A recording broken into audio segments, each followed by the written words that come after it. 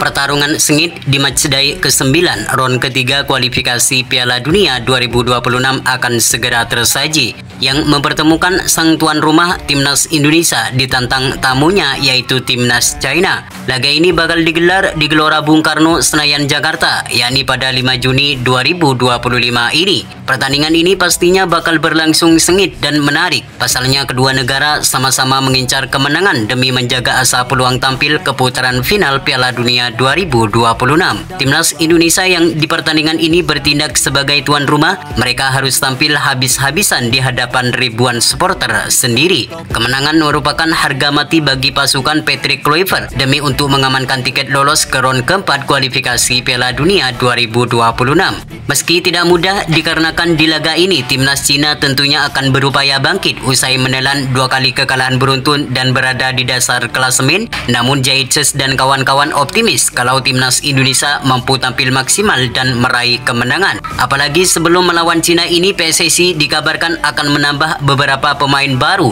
seperti Miliano Jonathan dan Tristan Guejer. Tentu dengan hadirnya pemain baru ini akan membuat kedalaman Timnas Indonesia semakin kuat di semua lini. Melawan Timnas Cina ini, Timnas Indonesia tidak akan diperkuat 2 pemain andalannya, yakni Martin Paes dan Marcelino Ferdinand. Kedua pemain itu mengalami akumulasi kartu saat Timnas Indonesia melawan Bahrain di Gelora Bung Karno lalu. Lantas bagaimanakah Patrick Kluivert meracik strateginya di laga melawan Timnas Cina ini? Dan berikut ini merupakan potensial starting line up Timnas Indonesia versus Timnas China di matchday ke-9 ronde ketiga kualifikasi Piala Dunia 2026 zona Asia. Yang pertama di sektor penjaga gawang, di mana posisi ini akan ditempati oleh Emil Audero sebagai penjaga gawang utama ketika melawan Cina. Absennya Martin Paes tidak membuat Patrick Kluivert berkecil hati, dikarenakan Timnas Indonesia masih mempunyai Emil Audero yang tidak kalah mentereng dari Martin Paes. Kualitas, pengalaman, serta ketenangan yang dimiliki akan menjadi modal tambahan untuk dibuktikan ketika melawan Cina di hadapan ribuan supporter sendiri. Selain mempunyai refleks yang sangat baik, Emil Audero juga mempunyai keberanian dalam mengambil keputusan. Kehadirannya diharapkan mampu memberikan kontribusi yang maksimal bagi skuad Merah Putih untuk meraih kemenangan. Sementara untuk di sektor lini pertahanan, Emil Audero bakal dikawal 3 bek sejajar, yakni Rizky Ridho, Justin Hubner, dan Jaitses. Rizky Ridho kembali menjadi starter saat melawan Bahrain kemarin. Penampilannya sangat baik dan tidak kenal menyerah dalam menjaga pertahanan. Berbagai penyelamatan sering dilakukan oleh pemain asal Persija Jakarta ini. Selain itu, Rizky Ridho mendapat pujian habis-habisan dari pelatih Timnas Indonesia yaitu Patrick Kluivert. Ia menilai Rizky Ridho pemain yang tidak pantang menyerah. Selain itu, Patrick Kluivert menilai Rizky Ridho juga akan lebih bersinar ke depannya jika tidak berbesar hati dengan penampilannya. Sedangkan Justin Hubner juga tampil gemilang bersama Timnas Indonesia ketika melawan Bahrain. Beberapa penyelamatan sukses diperlihatkan oleh pemain asal Wolverhampton Wanderers ini. Meski usianya terbilang masih muda, namun keberanian pemain ini patut diapresiasi. Dalam melawan Bahrain kemarin, ia mencatatkan 2 tackle bersih. Yang pertama langsung menyambar pemain Timnas Bahrain di pinggir lapangan, dan kedua ia melakukan penyelamatan krusial dalam kotak penalti. Melawan Cina nanti, Justin Hubner layak kembali menjadi starter di skuad Garuda.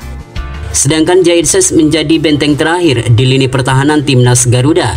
Jaitses lebih bermain tenang dan kedewasaan. Selain ditugaskan sebagai seorang kapten tim, Jaitses juga mengontrol permainan Timnas Indonesia dari belakang. Selain itu, Jaitses juga akan ditugaskan untuk meladeni duel-duel udara yang kemungkinan bakal diterapkan oleh para pemain Cina. Sementara untuk sektor fullback kanan dan fullback kiri, di mana Sandy Walsh dan Calvin Verdong akan mengisi posisi ini. Hadirnya Kevin Dix membuat Sandy Walsh selalu menjadi pemain cadangan di skuad Garuda. Namun di saat melawan Australia dan Bahrain, penampilan Kevin Dix tidak terlalu memukau. Terlihat pemain asal Copenhagen ini selalu kehilangan bola dan passing yang kurang maksimal. Sandy Walsh nampaknya sangat cocok untuk menjadi starter saat Timnas Indonesia melawan Timnas China. Sandy Walsh mempunyai lebih banyak pengalaman di skuad Garuda. Selain itu, Sandy Walsh juga terlihat lebih tenang dalam menjaga pertahanan dan membantu penyerangan. Sedangkan Calvin Verdong, kita sudah mengetahui betapa apinya sosok pemain yang satu ini. Sejak debut dengan timnas Indonesia, Calvin Verdong selalu konsisten di dalam penampilannya. Selain solid dalam menjaga pertahanan, Calvin Verdong juga jago dalam membantu penyerangan dan kerap kali menebar ancaman di pertahanan lawan. Maka bisa dipastikan melawan Cina nanti, Calvin Verdong akan tetap menjadi pilihan utama bagi Patrick Kluivert. Lanjut untuk sektor gelandang tengah atau pemain tengah, di mana posisi ini bakal ditempati oleh Joy Pelopessy dan Tom Haye. Joy Pelopessy sudah menjalani debutnya bersama skuad Garuda melawan timnas Bahrain. Ia bermain full 90 menit penuh. Ia juga mencatatkan 85% umpan akurat dan clearance 2 kali serta seluruh duel berhasil dimenangkan oleh pemain asal Lomal SK itu. Selain itu, dengan hadirnya Pelopessy, permainan Tom Haye lebih leluasa dalam berkreasi untuk memberikan umpan manis kepada penyerang Garuda di lini depan. Sedangkan untuk sektor penyerangan, di mana posisi ini bakal ditempati oleh Emiliano Jonathan sebagai penyerang kanan, Ragnar Oratmangun sebagai penyerang kiri, dan Ole Romini sebagai penyerang tengah atau ujung tombak.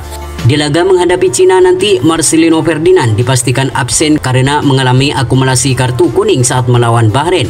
Jika Emiliano Jonathan nanti resmi, maka pemain ini wajib starter saat melawan China.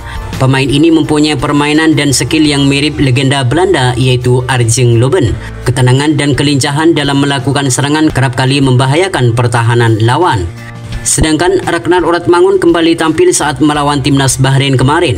Penampilannya tidak terlalu memukau, namun ia mempunyai kelincahan dan permainan yang agresif. Bersama timnas Indonesia, Ragnar Oratmangun sudah mencatatkan 2 gol di putaran ketiga ini. Ragnar Oratmangun diharapkan kembali tampil maksimal di laga penting melawan Cina di 5 Juni mendatang. Sedangkan Ole Romini akan menjadi ujung tombak di lini depan skuad Garuda.